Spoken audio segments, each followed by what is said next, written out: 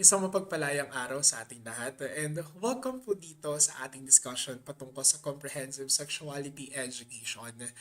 Um, ang discussion po natin ay kaugnay sa Department Order Number 13, Series of 2018 patungkol sa pagkakaroon ng CSE curriculum dito sa ating bansa. Well, ang mga mapag-uusapan po natin dito sa discussion natin para sa araw na to ay nakabase po sa kung ano nga ba yung ibinalangkas ng mismong Department of Education noong 2018 sa iba't ibang mga bagay na kung paano nga po ba natin ma-incorporate ang sexuality education sa iba't ibang mga subjects na available. Hindi lamang po ito para sa mga science majors, hindi lamang ito para sa mga STEM teachers natin, kundi para po sa lahat ng mga guro. Okay? Bago po ako magsimula, ako po si Mr. Leomer P. Medina, isa pong advocate of human rights, sexual discussions or sexual discourse, and sexuality matters. Pati na rin po advocacy pagdating sa science communication. So, dito po sa discussion natin sa araw na to, pag-uusapan po natin kung ano nga ba ang DepEd Order Number 31 Series of 2018 or also known as Policy Guidelines on the Implementation of the Comprehensive Sexuality Education na kung saan ang mismong hangarin ng batas or ng DepEd Order na ito, hindi pa po ito batas, kundi isang DepEd Order, aims to establish a common understanding of the CSE or ito nga po tinatawag natin na Comprehensive Sexuality Education, the key concepts na available dito and the messages na gusto nga po natin i-convey. It is also present to ensure clear implementation of the protocols under the CSE. Para alam din po natin bilang mga guro kung ano nga ba yung mga kinakailangan natin gawin at ano nga ba yung mga dapat na i-expect po natin pagdating sa ating mga estudyante. So bakit nga ba nagkaroon tayo ng napakalaking ang pangailangan na pagdating sa comprehensive sexuality education curriculum or bakit nga ba kinakailangan po natin itong pag-usapan? Well, ayon sa mga pag-aaral na nakuha o nakalap ng Department of Education, noong 2013, the Young Adult Fertility and Sexuality Study na conducted po ng Demographic Research and Development Foundation, Incorporated, and University of the Philippines Population Institute, it actually revealed that a portion of youth aged 15 to 24 actually had sexual encounters. Mapapansin po natin dito na nagkaroon ng massive increase in the case of youth who had sexual encounters. Edad 15 to 24. Probably ganito rin po ang edad ng ating mga estudyante. Na nag-increase po ito from 23% noong 2002 to 32% noong 2013. Habang noong 2017 naman, ayon sa National Demographic Health Survey of the Philippine Statistics Authority, it reported that the portion of adolescent children or adolescent child had begun childbearing rises rapidly with age. Mula sa 1% at the age of 15 to 22% at the age of 19. Ganito na po kadalas or kadami ang mga teenage girls na nagkakaroon ng pregnancy. Isa po ito dun sa mga dahilan kung bakit nga ba lalo-lalo na po nung nagdaan ng pandemya. Mas lalong tumaas ang natality rate sa ating bansa, especially when it comes to the presence of those teenage mom. And probably ito po ay nakikita natin sa mismong demographics ng ating eskwelahan ng ilang mga estudyante sila ay nag-drop off or nag-drop out dahil sa sila ay nagdadalang tao. O kaya naman ay meron pang other reasons behind this matter. Napansin din po ayon sa ibang mga pag-aaral na tumaas dito ang risky sexual and social behaviors ng maraming nating kabataan. And even po ang case regarding the presence of HIV infection, ito po ay napansin na kung saan ang mga estudyante or mga kabataan na edad 15 to 24 years old ayon sa Department of Education ay tumaas ang kaso up to 28%. Okay? Ng lahat ng mga cases po natin ng nagkaroon ng infection ng HIV. Nakababahala po kung titingnan natin itong mga datos na ito ayon sa pag-aaral nga po na nakalap at ginamit ng Department of Education para sa mismong department order na ito. Nakabahala na yes, nandito na po tayo sa 21st century ideas natin bilang mga guro and 21st century well-being and point of view na rin ang pinapairal ng ating mga estudyante. Kung hindi po natin sasabayan o hihigitan pa sa pagkakaroon ng iba't ibang mga mandato na ito, ang gagamitin po natin pagdating sa ating mismo mga klase, kung paano po natin i-impart ang mga bagay na to, mahuhuli po tayo at mas lalo lang tataas ang amount or ang mga values na na-mention ko po kanina. Also, according to the Department of Education, the current situation has brought more attention to the need to equip them with the correct information and appropriate life skills that would enable the students and our pupils to make responsible decision making and respectful behavior that will protect their health, well-being, and dignity.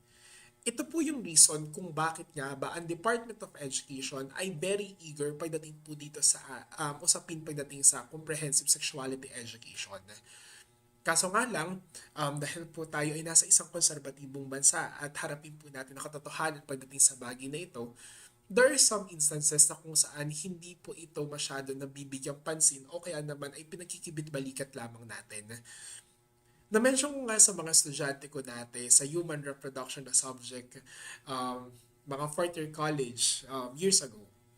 Na-mention ko sa kanila na kung hindi natin pag-uusapan, kung hindi natin i-normalize ang conversation pagdating sa mga bagay na ito, patuloy na magiging nakakatawa ang ideya ng sexuality at ang idea ng sex pagdating sa mismong mga klase natin. Okay? At sa pagkakataon po na ito, gusto ko lamang magbigay ng general trigger warning sa lahat.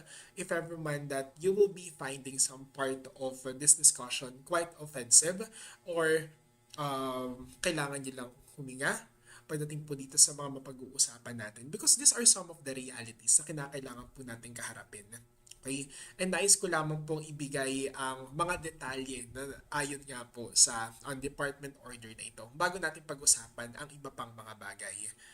Now, for some quick definition of terms, ayon nga po dito sa Department Order number 13, unahin po natin dito yung term na tinatawag natin na comprehensive sexuality education.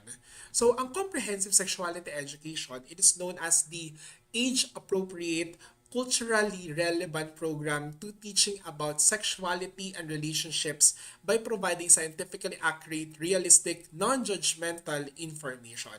And this is under the UNESCO, which is cited noong 2009.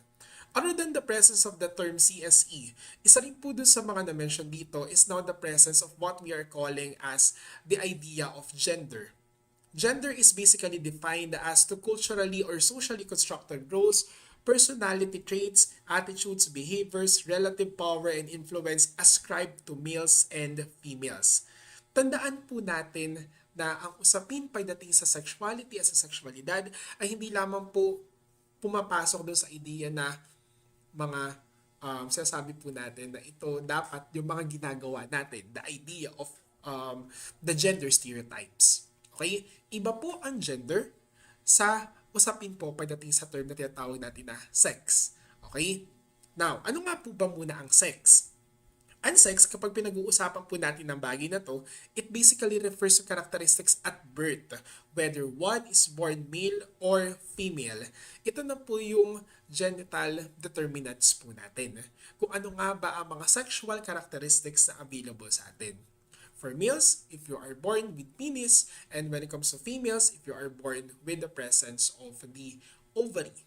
Okay? Or basically, testes for the males and ovaries for the females. Ito po yung magdedetermine sa kung ano nga po ba ang sex natin. And meron din po tayong tinatawag dito na term na intersex. And these are individuals, a minority group or minority of individuals na kung saan meron silang sex characteristics na nag-exist for male and females. Okay? Kaya po pagdating sa usapin ng sex, these are anything na ipinanganak po tayo. Habang usapin naman pagdating po sa gender, ito na ay kung ano nga ba ang pinapakita natin and at the same time, kung ano nga ba ang socially constructed roles na gusto nating iparamdam, ipakita at i-flaunt sa harap ng maraming tao. Okay? So, tandaan po natin magkaiba ang gender and sex. For, sabihin na po natin na usual misconception when it comes to this case. Sabi na gender reveal. Basically, that's not gender. But ang pinag-uusapan po dito is the sex of that child. Okay? So, hopefully, we will be starting this domino effect na kapag sinasabi po natin na gender reveal, it's not actually gender. It's all about the sex of these children. Kasi wala po tayong karapatan na ibigay kung ano nga ba ang gender nitong mga bata na bagong silang o hindi pa sinisilang mula sa napupunan ng kalang mga ina. Okay? Now, another definition of term or another term that is actually mentioned dito po sa DepEd order na to, it is now all about the term sexuality. Now, when we talk of sexuality, this is now the totality of personhood encompassing the different components. Okay? Tandaan po natin, meron pong components ang sexuality. Ang sexuality po ay hindi lamang patungkol sa kung ano nga bang kasarian ng isang individual, kundi pasok na rin po dito yung idea natin regarding sex, sexual orientation, gender and sexual identity, values, and attitudes. It goes beyond mere physical expressions and sexual organs. Okay, so parati po nating tatandaan na hindi po or wala tayong karapatan na i-assume kung ano nga ba ang gender ng isang individual, nakadepende na lang po ito sa kung ano nga ba yung nakikita natin. Kung ano man nakikita po natin sa isang individual, sila po ang bahala mag-define on their own terms. Okay? Kasi kung titingnan po natin ito mga usapin patungkol sa gender, sex, sexuality, at iba't iba pang mga bagay, ito pong mga concepts na to, all of them are backed up by science. Okay? All of them are backed up not only by formal sciences, but even the presence of social sciences and the life sciences. Lahat po ng mga sciences ay nakaback up po tayo dito sa mga usapin na ito. And it's actually a good thing that even the Department of Education is supporting yung mga usapin po pagdating sa mga bagay na ito. Okay? So other than the definition of terms, let's now proceed to the different policies na scope ng mismong department order na ito. Well, basically, this policy aims to, number one, enhance the overall wellness of the Filipino adolescents na they want our students to feel home, to feel safe kapag pinag-uusapan po natin itong mga bagay na ito. The department order also want to ensure that adolescents have access to adequate and appropriate information and healthcare education. Lalo-lalo na po at meron tayong batas patungkol po sa tinatawag natin na reproductive health law. They would like to address the reproductive health concerns of adolescents.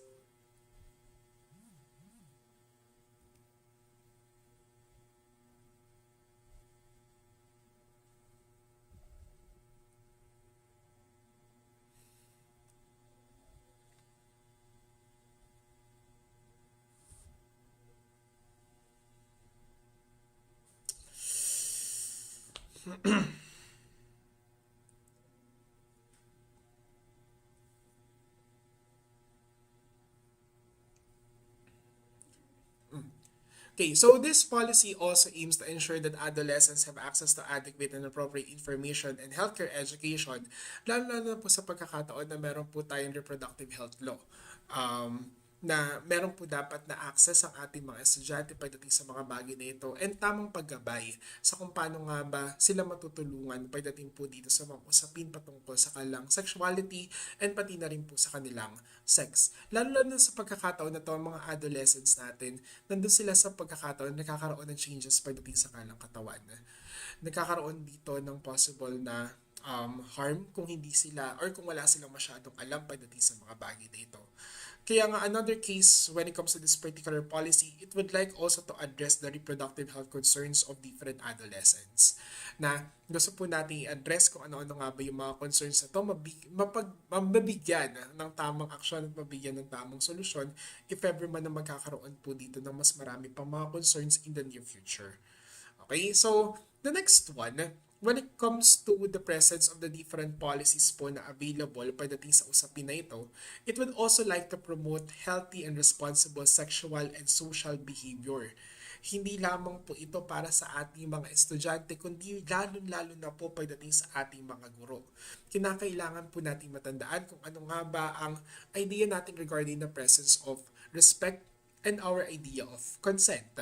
Then, it is also present, or for this particular policy, aims to improve and develop mature and responsible children and young adolescents imbued with desirable health values. Then, syempre kapag meron na po nito ang ating mga estudyante, this could also enable teachers to integrate key concepts and messages on reproductive health concerns across the curriculum. Kaya nga po ang hamon natin or hamon sa atin pagdating sa CSE ay hindi lamang para sa mga science teachers, kundi ito po ay para sa lahat.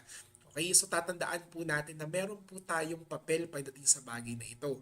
Meron pong papel ang bawat isang individual sa mismong eskwelahan natin para mapangalagaan ang ideya ng kung paano nga ba natin mailalatag ang comprehensive sexuality education para sa ating mga estudyante. Now, another case po na kinakailangan po nating tandaan dito is the idea of the framework of comprehensive sexuality education in the Philippines. So kapag sinabi po nating framework, ito na po yung step-by-step guide sa kung paano nga po ba natin ma-achieve ang goals na available pagdating dito sa mismong CSE na under this department order number 13. So everything will actually start with monitoring and evaluation system. Okay, so mapapansin po natin itong arrow na to kasi continuous po yan. Okay, everything will basically start with the basic foundations. Ano nga ba ang pinapakita ng mga teachers? Ano nga ba yung mga available na materials, facilities, and equipment? Then, what is existing when it comes to the presence of the ICT environment? Then, pati na rin po yung idea natin regarding the presence of the assessment. If these things are basically enough ba yung mga naituturo ng ating mga guro? Meron ba silang awareness pagdating sa mga bagay na ito? The ideas of school leadership and management, kung sila ba ay accepting pagdating sa mga mapag-uusapan pagdating sa bagay na ito?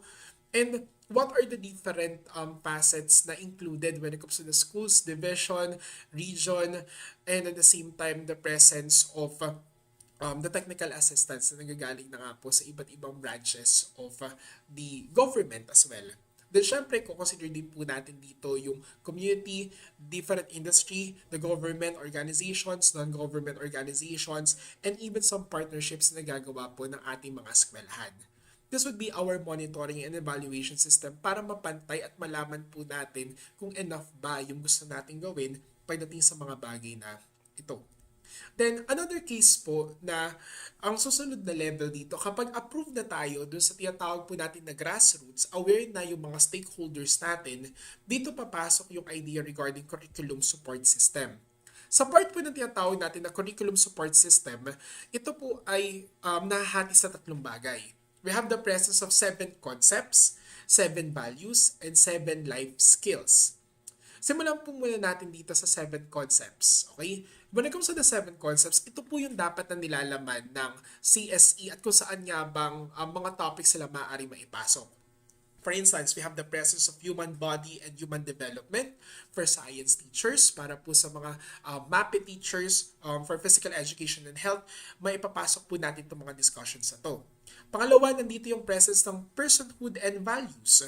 Then, presence of healthy relationships, which is part of edukasyon sa pagpapakatao, sexuality and sexual behaviors, sexual and reproductive health, personal safety, gender, culture, and human rights.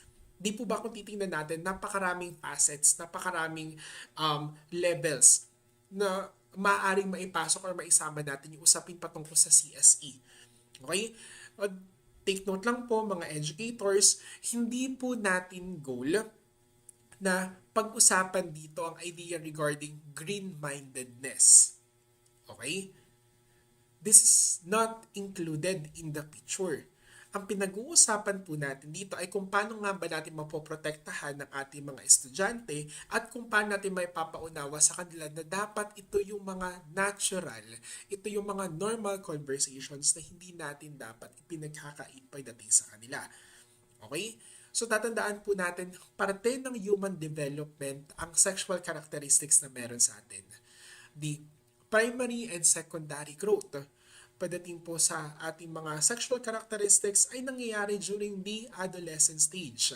And mas maganda po na maipaunawa sa kanila kaysa sa sila ang mag-explore na there's a possibility na hindi pala angkop, hindi tama, o wala silang enough na protection at wala silang enough na paggabay mula sa ating mga mas nakakaalam na mga individuals.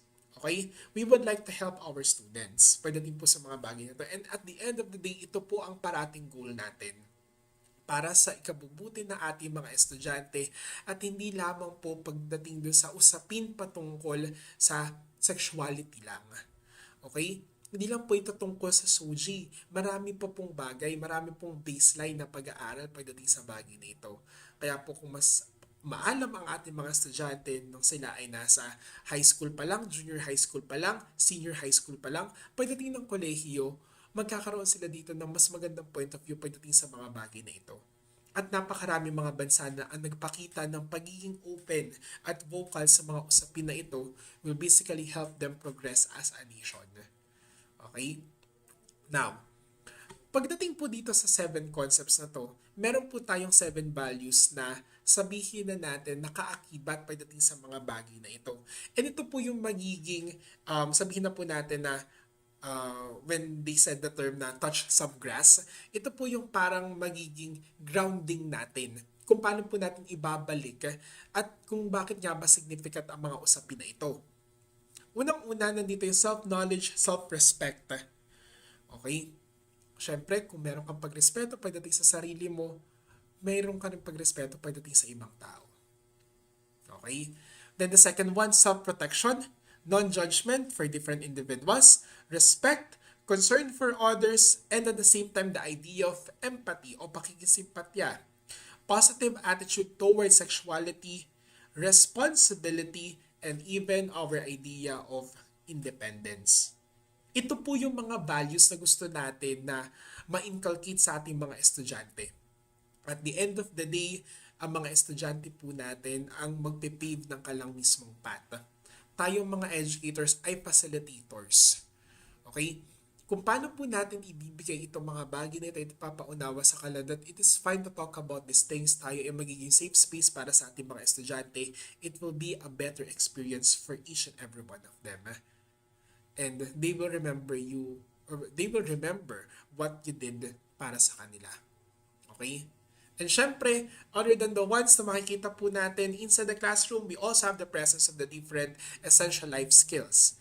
For instance, we have the presence of analysis of external influences, accessing authoritative information, effective communication, responsible decision-making, self-management, goal-setting, and advocacy for others.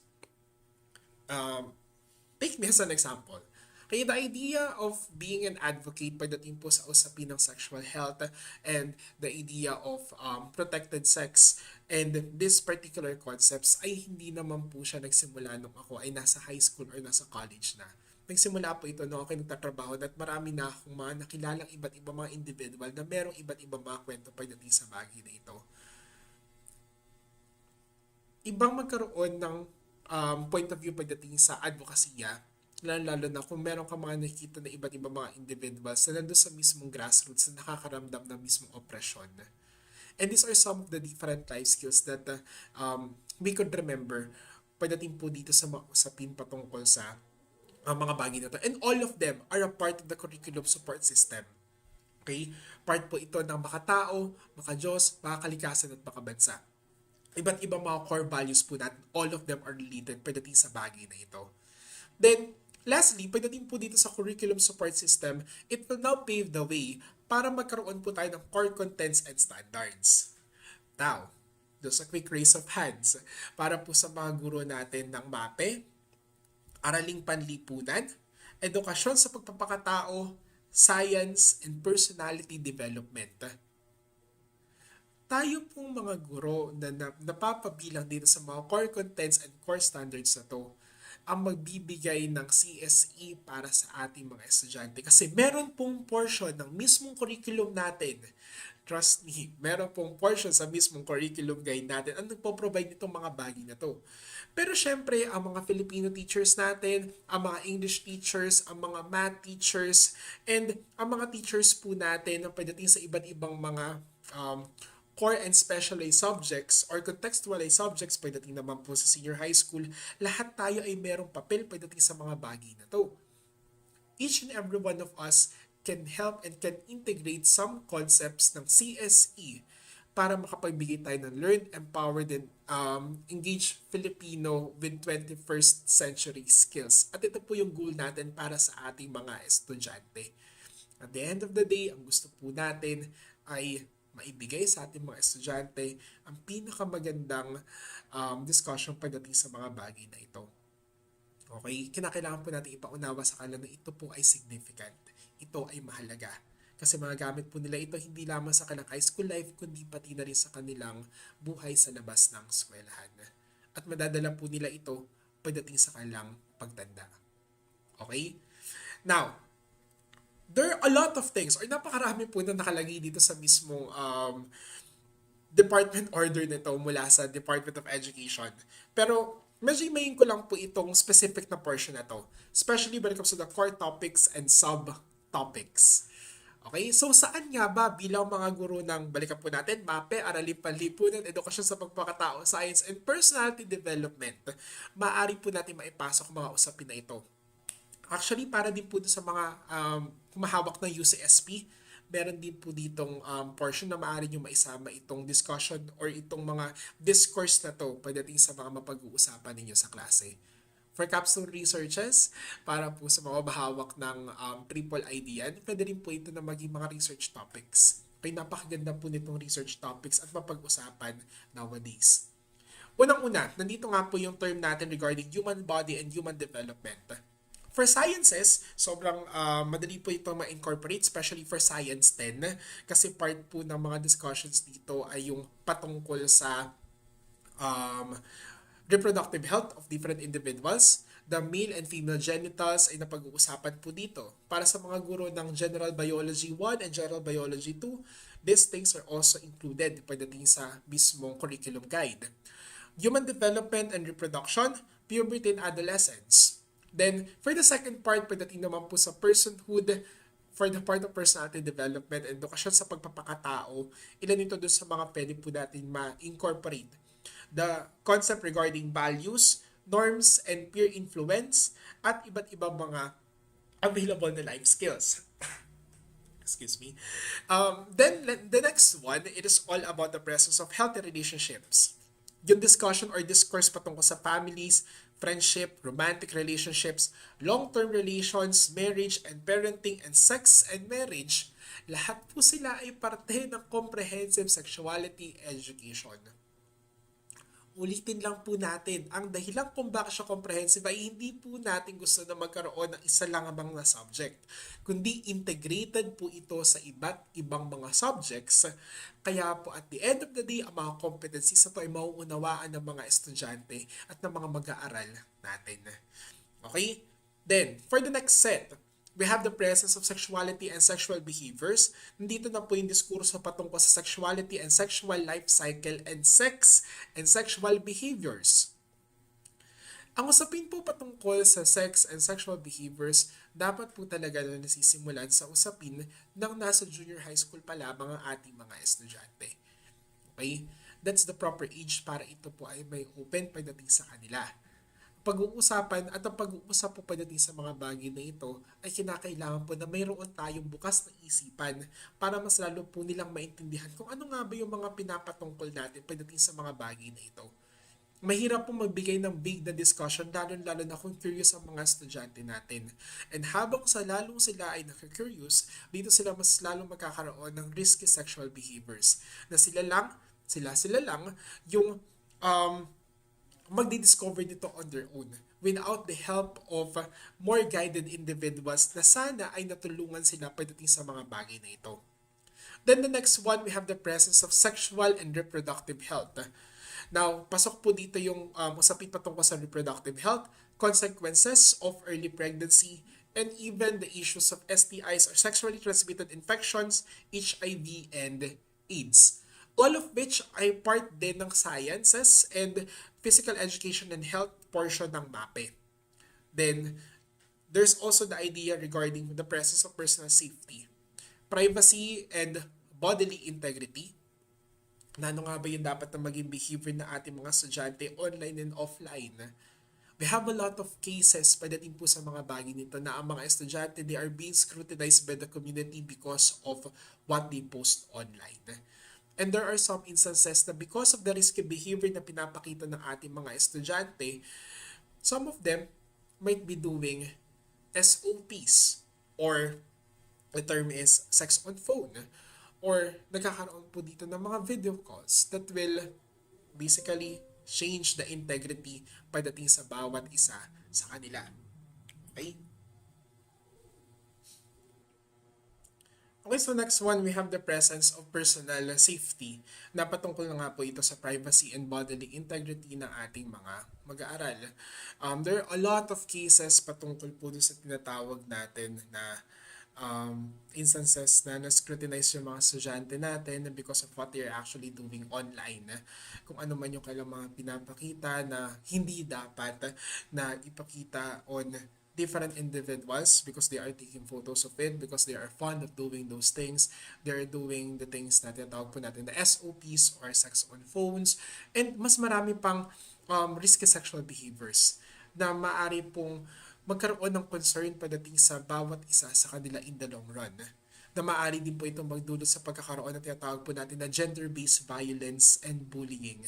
Ang konsepto po ng harassment, napakaraming mga individuals, maraming estudyante natin, kahit anuman ang kanilang kasuotan, lalo-lalo na po mga kababaihan, inasasubject dito sa bagay na ito.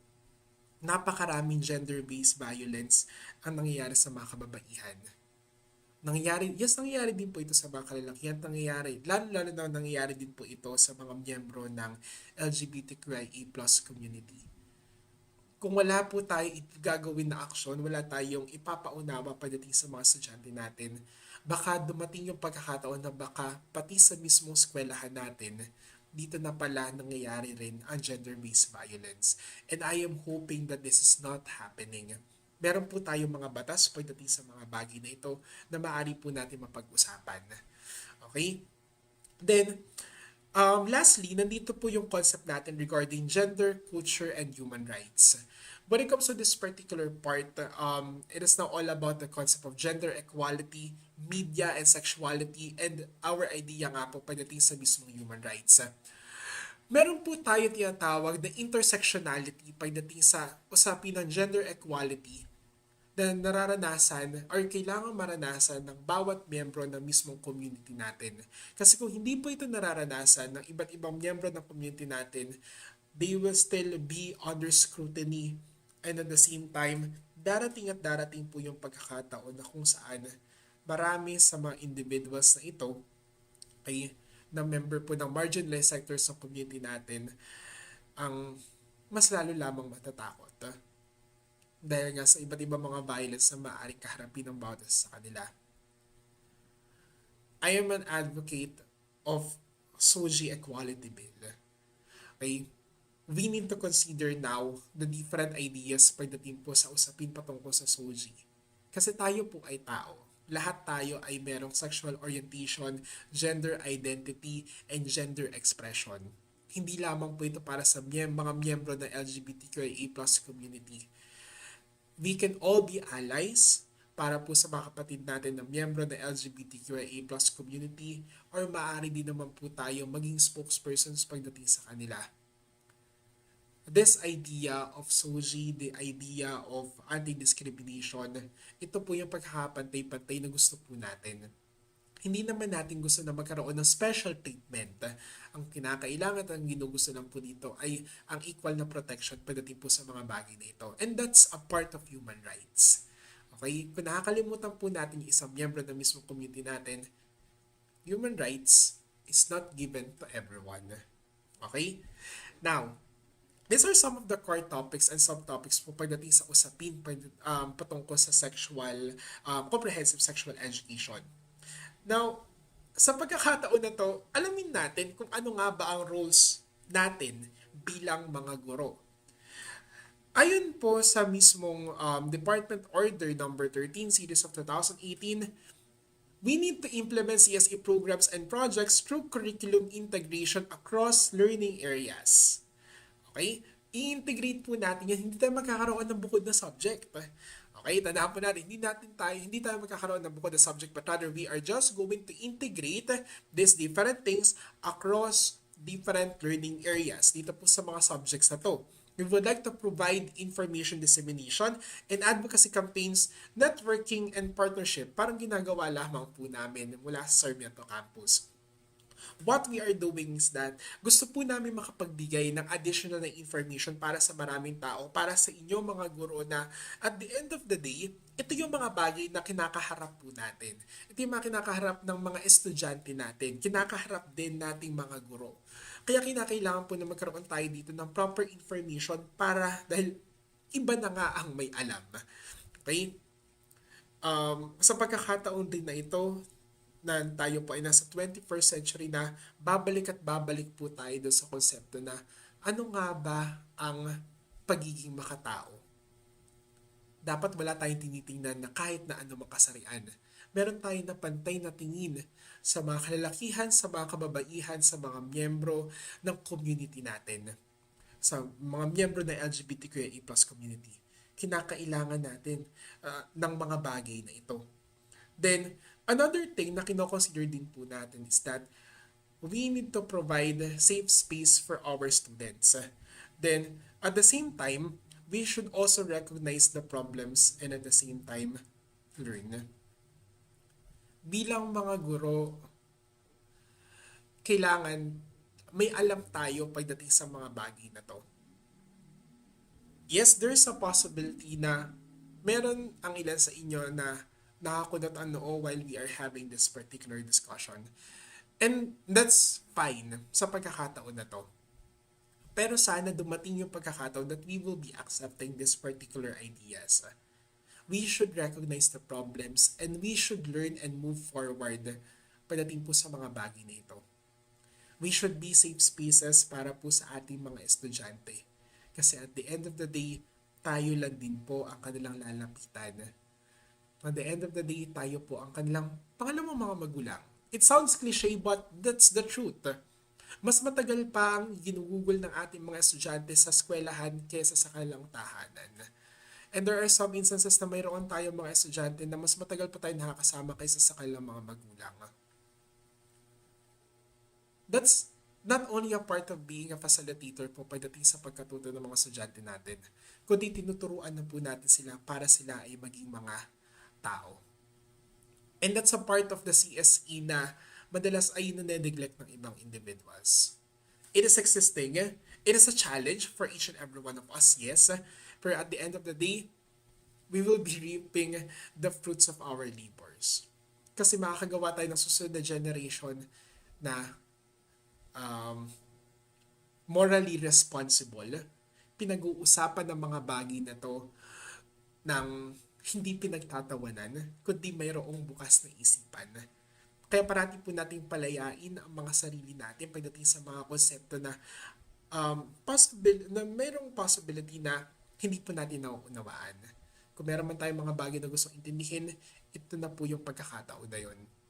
We can always start when it comes to this particular case. Kasi at the end of the day, kailangan nga po tayo ng ating mga estudyante. So, at this point in my discussion, I would like to provide some quick additional special topics po pagdating sa mga bagay na ito. I won't go deeper pagdating po na sa discussion natin because I have a total of 1 hour for this particular session. I would like to provide lang po additional things na naituro at idinagdag ko sa mga discussions ko when it comes to human reproduction, when it comes to my students. Okay? Since nagtuturo nga po ako ng human reproduction or nakapagturo po ako ng human reproduction, ilan po ito dun sa mga part ng mismong curriculum na yan. This part is actually all about, medyo maliwanag, okay? The presence of safe sex. Kapag sinabi po natin safe sex, probably ang pumapasok po sa isipan natin is safe sex is having sexual contact while protecting yourself and your sexual partner against sexually transmitted infections and unplanned pregnancy. probably are some of the things na naisip po natin kapag pinag-uusapan natin ang safe sex. Kailangan ikaw ay protektado. But, isa po sa components na nakakalimutan po natin sa safe sex ay hindi lamang po ito sa ating physical protection. But safe sex is more than that. Kasi nakakalimutan po natin yung pangalawang aspeto ng safe sex. And that is the idea of having consent. Okay? So this is a reminder to each and every one of us, for us educators, and para na rin po sa, naipaalala din natin pagdating sa mga estudyante natin, sobrang laki ng importance ng idea ng consent when it comes to safe sex. It is not only about wearing of condoms, wearing of contraceptive devices, or taking different medications. It's more than that. Nandito po yung usapin patungkol sa consent. And pagdating sa bagay na ito, tandaan po natin na ang consent, or basically sexual consent, it is when you and your sexual partner both agree to have sex or engage in any kind of sexual activity. Sexual consent is all about ongoing communication, trust, and compatibility with one another. Ito pong consent, it is a mutual, okay, understanding po between two individuals. And meron po tayong basic rules pagdating sa consent. Sexual consent must be explicit, clear, and freely communicated. Hindi po yung basta-bastang, yes, binibigay ko sa iyo yung consent ko. It's more than that. Okay? Hindi po yun yung mga pabebe lang natin na idea regarding that thing. Hindi po yung basta-bastang text or magdunod lang tayo o kaya namang ngitian, ngisian. That is not consent. The idea of consent, it should always be explicit. Yes. Okay? With conviction. Then, the second thing, sexual consent cannot be given by individuals who are underage, intoxicated, or incapacitated by drugs or alcohol, or asleep or unconscious. Because that's already a form of sexual harassment, which we will be talking about later on. Okay?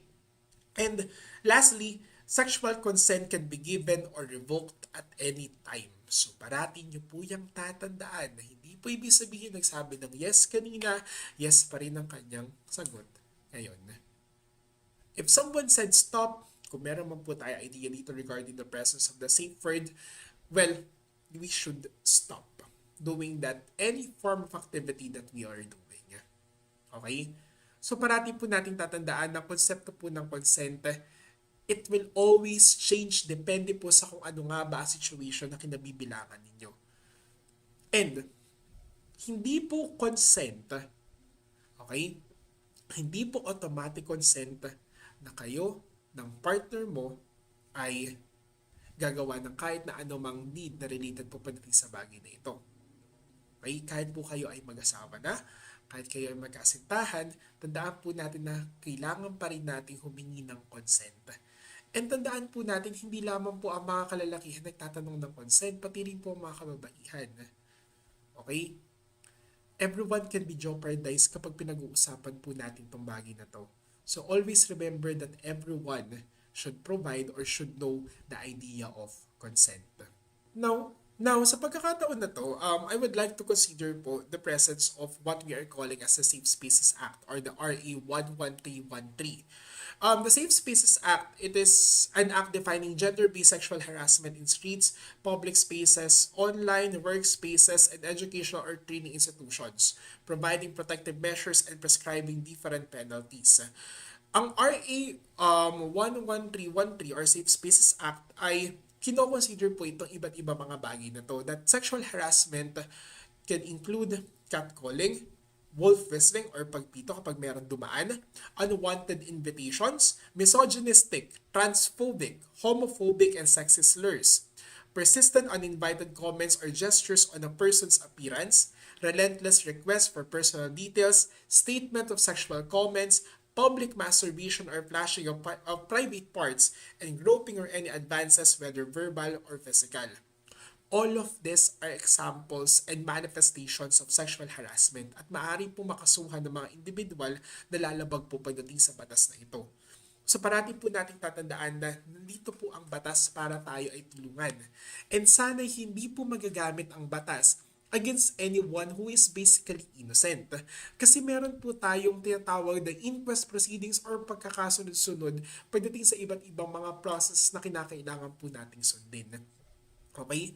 So when it comes to this particular case, tandaan po natin na meron pong batas na pumuprotekta sa atin. Hindi lamang po ito para sa mga kababaihan o members ng LGBTQIA+ community, but even pati na rin po sa mga kalalakihan. Kukunti nga lang ang kaso na nasasabi pagdating sa mga kalalakihan kasi there's a possibility na hindi po sila nakakapagsabi because of the machismo culture na meron sa ating bansa.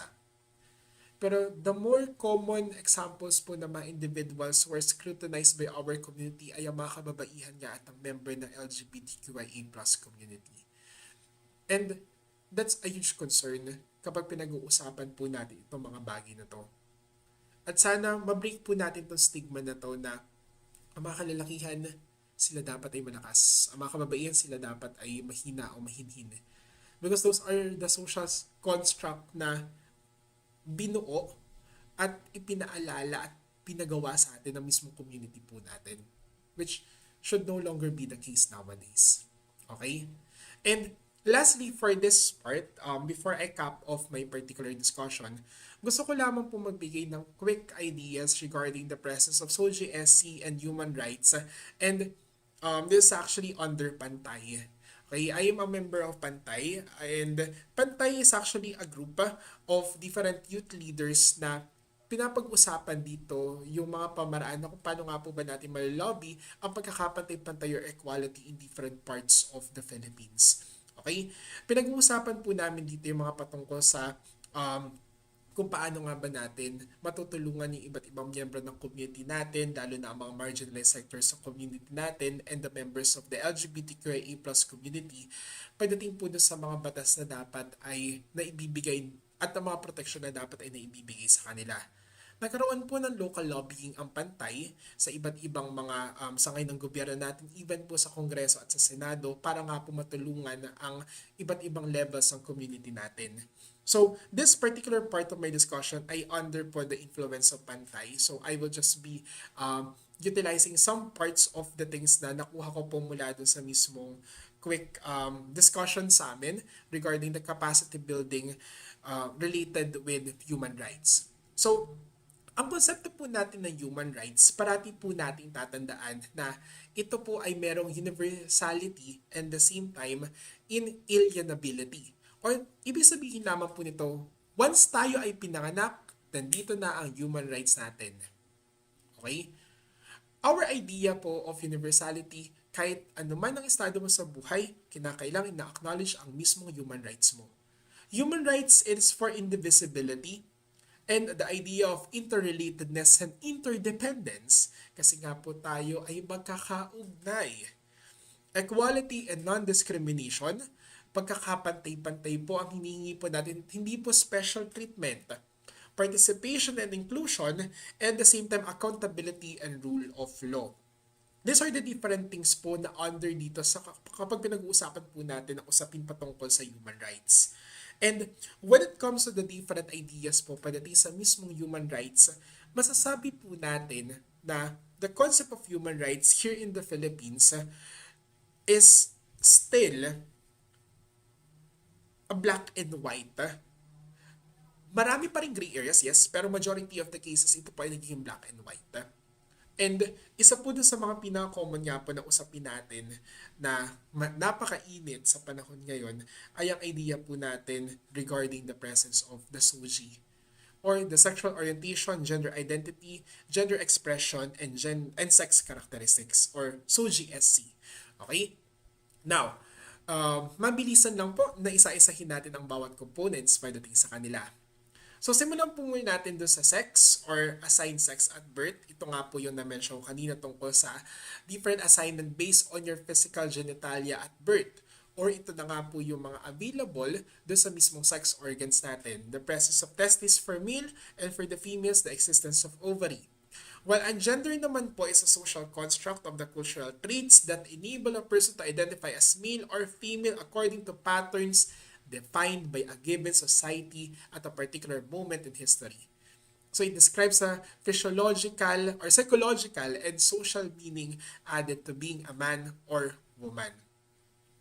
Physiological po ay ang sex, psychological naman po ang gender.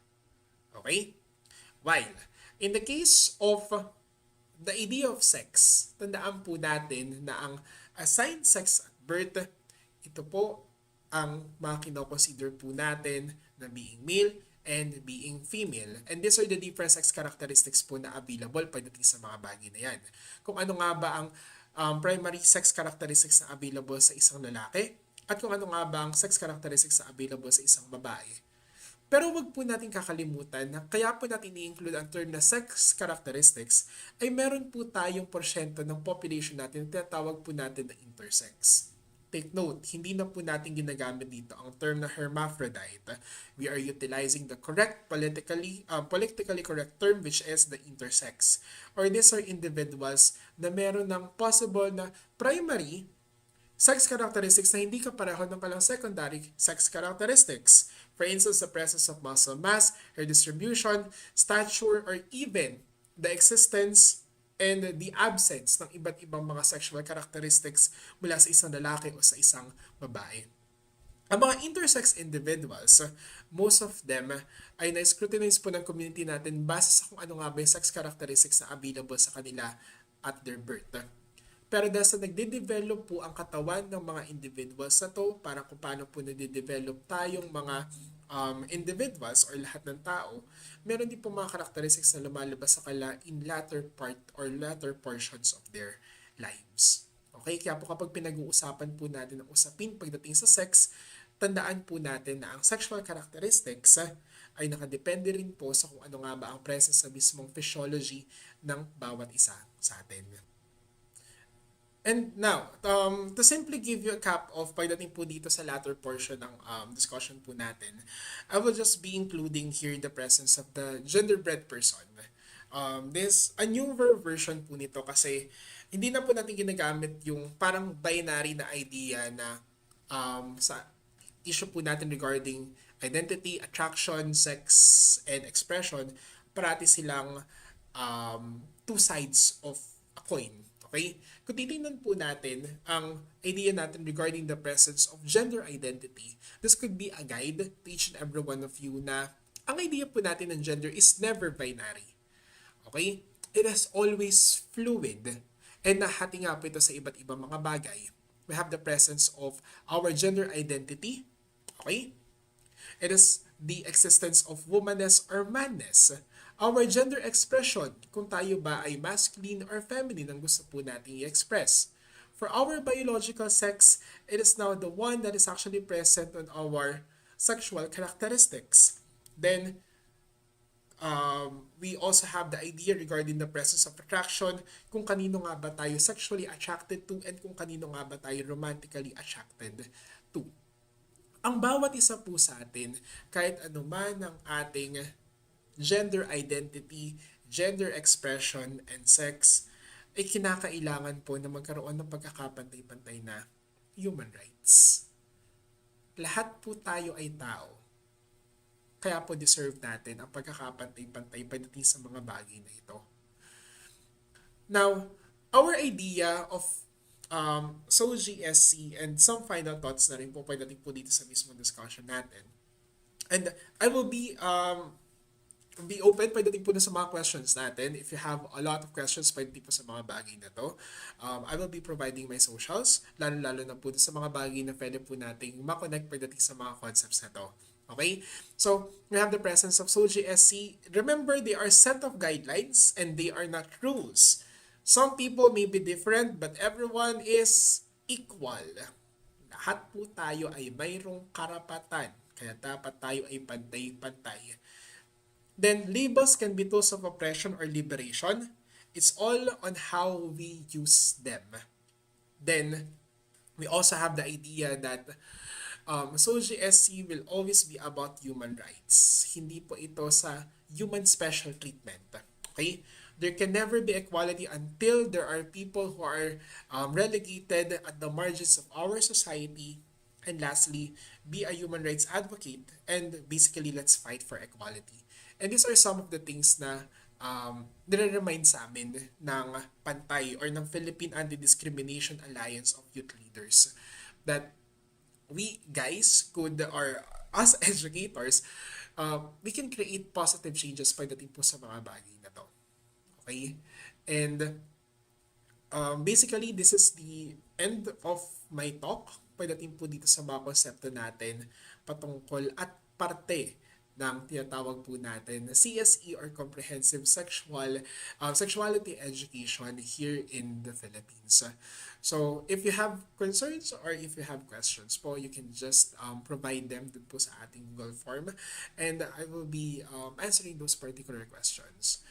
Supposedly, I will be doing this talk live kaso nagkaroon nga lang po ng emergency so I won't be able to accomplish the live Q&A for this portion.